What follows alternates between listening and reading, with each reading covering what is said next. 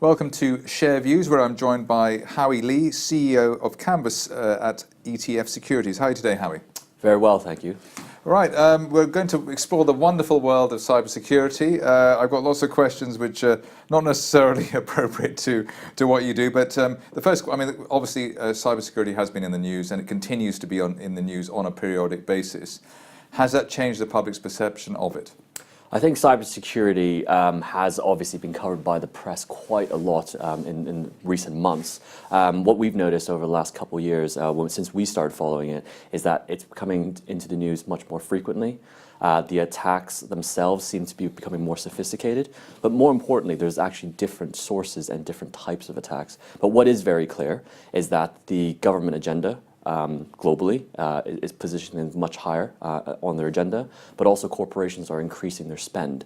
Now, talking about the personal individual space, I think you've got varying levels of understanding or appreciation as to how important the cybersecurity space is. I mean, when the internet first came along, I was buying the 10 quid a month package or whatever you get, because if the machine went down, I would lose everything. It just switches off and that's it.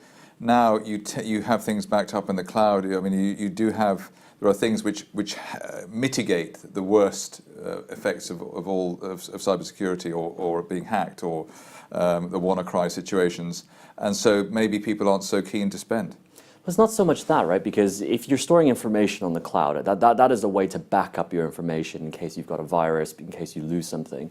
Cybersecurity is probably more nuanced than that. It's very much connected to the increase of data that's available, increase of information globally.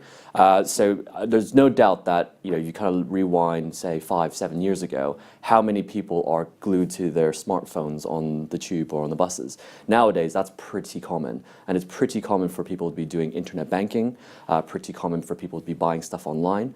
And if you have your personal address, home address, you've got your bank details, all of a sudden you've got quite a bit of information. If you're booking airlines or something to go fly away on holiday, you've got passport details. That's quite a lot of identity that's potentially at threat. You're vulnerable. There's a big hole. Absolutely. So that's the key part that's important. It's about protecting personal data and information. So some of the examples that we've seen when it relates to corporations being hacked via different means, a lot of it is the sensitivity of personal data. I think if you banked with a particular bank and your personal information was released, I'm pretty sure as a consumer you wouldn't be very happy with that. Worst case is where you are attacked, and it's because it's something you did. You see increasingly more and more attacks or cyber crime where you've got people phishing for information, sending you an email saying, please click here and claim your money back, enter in your bank details. All of a sudden, you find that you've transferred your information, who you thought perhaps was your bank, and actually it was to criminal activity. So, and then the ransom type thing, I think there was the online dating. There was a dating thing, which I can't remember what it's called. Ashley Madison. Ashley Madison, that's right. They a Canadian company. They never found me on that one. But there were those sort of situations where that's probably what people care more about, rather than their bank details or other things like that. Because you're right, it's not always financial. Sometimes it's reputational. Yeah. And you hear about kind of hacks on people's photos, personal photos, personal phones, and that's something that individuals need to be aware of. And I have to say, I think the people who have much more of an online presence, where they're live on social media, where they're transferring information, that's where they're most vulnerable. If you're an individual that actually doesn't keep any data online, then obviously that risk is more remote. But today's companies and governments, all information is online. It's all about data. All right. So why every few weeks or months there's an incident and everybody's they're caught with the trousers down, and they're actually as surprised and shocked and upset by it as they were with the previous one? Nobody's taken any action, apparently. I think it's lack of preparation and also increasing sophistication of the cyber criminals. Things that we hear about the most are things like last time WannaCry. That was very much about ransomware. They basically lock down your computer until you pay a fee, and that's highly organized these days. You've got people who will actually say, okay, well, you call this number and you will release your account. Very professional on the phone. You go through customer service. Precisely, precisely. I actually heard of a story where someone, after releasing their computer, said, "Oh, please feel free to rate us online of the customer satisfaction." It is actually becoming a properly organized Trustpilot business type situation. Exactly. Then it goes right round. Then somebody would say, "Then, well, actually, Howie, as there's, these things keep happening, there's not much I can do about it. Why, as a company or individual, should I spend money on this?" Is that something you hear? Yeah, well, first of all, I think reputational, especially for listed companies. If you have been hacked as a listed company, chances are you will see some sort of activity around your shares.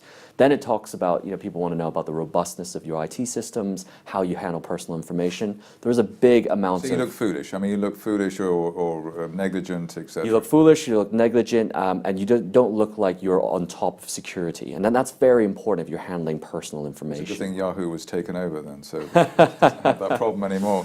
So there is that. So basically, it's almost like a PR thing as well, isn't it then? It's partially PR, but at the same time, there could be cyber crime as well. So you hear of instances where internally there is phishing. So someone sends an email to their CEO and say, "Dear CEO, please can you urgently transfer some money and approve this, signed CIO." That looks like a very legitimate kind of email saying, "Can you please release the cash?" And we've heard of instances at companies where that has happened. It's been released thinking it was somebody internally, but actually it's been someone completely externally. Money's gone, often not covered by insurance. And that's why you see the insurance industry kind of growing around cybersecurity as well, because this is a growing threat. It is an area of, in terms of protection of cybersecurity, it's growing at a rate of about 11.5% a year.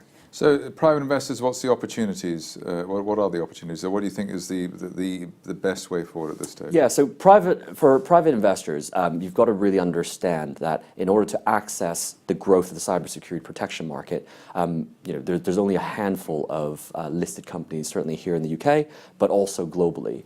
What we will also suggest is, rather than say, well, we want to buy into one company, each time there's a hack, it might be ransomware, it might be through a different source.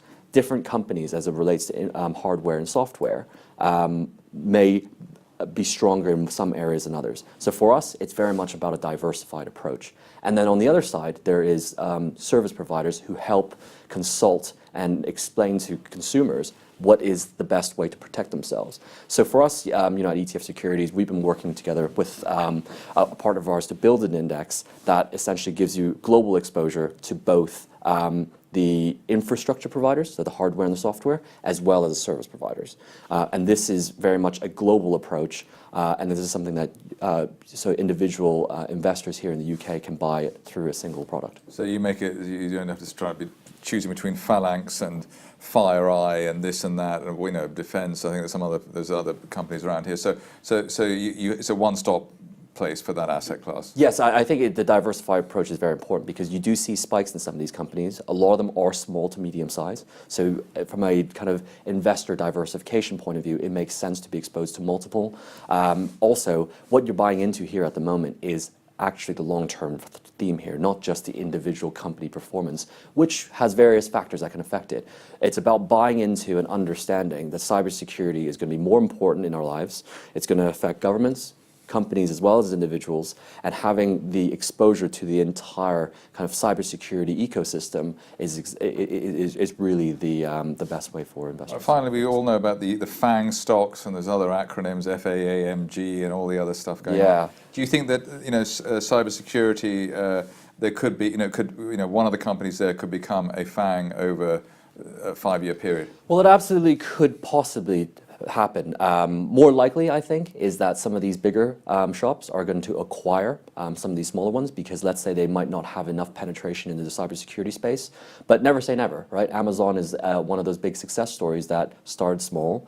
No one believed in it, but look at it now, and its business model is huge. And again, having that diversification means that you're exposed potentially to the future winners of this space. Well, it's a fascinating story. Howie Li, CEO of Canvas at ETF Securities. Thanks for coming in today. Thank you very much.